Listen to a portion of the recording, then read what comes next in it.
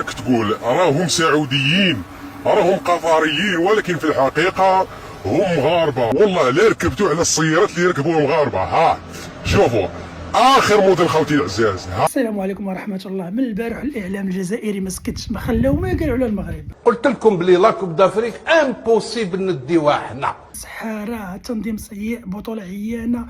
رياض محرز وحده يشري الملاعب تاع المروك كامل المجتمعين، هما راهم على بالك الملاعب هذه راهم بانيينها بالكريدي. هذه ما خلاو ما قالوا. عرفتوا من البارح وانا كنشوف غير الفيديوهات ديالهم. المغرب تملك منتخب محترم، هل هي بحاجة إلى مساعدة الحكام؟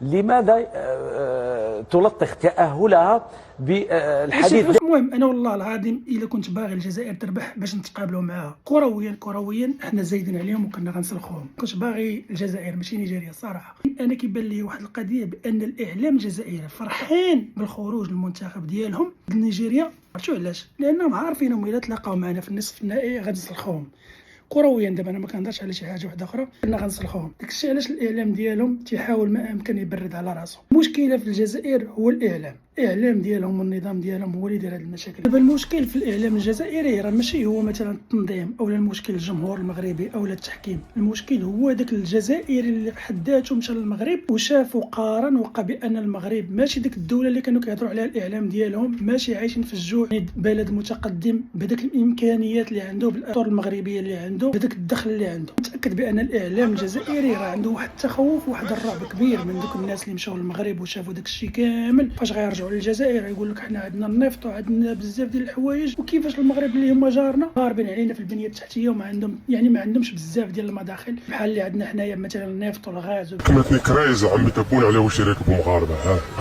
شوف الناس كيف تعيش عمي تبون. ها يا ربي واش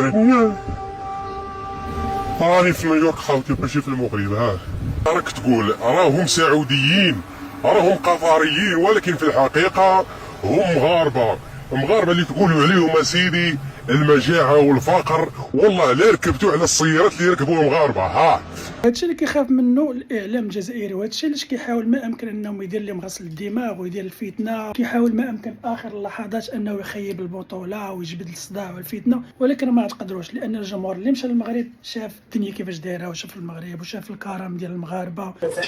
جزائري شكرا بارك الله فيك. خاوتنا المغاربه وين يشوفوني باعلام الجزائر يرحبوا بيا. ما كاينش المشكل وخاوه بزاف ديال الحوايج. المهم كاين ناس زوينين صراحه، جزائريين زوينين. كاين واحد الدري كنتفرج فيه سميتو جواد فلوكس، لقيت معاه في نيويورك مؤدب زوين. كاينين جزائريين تبارك الله عليهم اللي مربين، ولكن مشكل الاعلام ديالهم اللي خايب بزاف.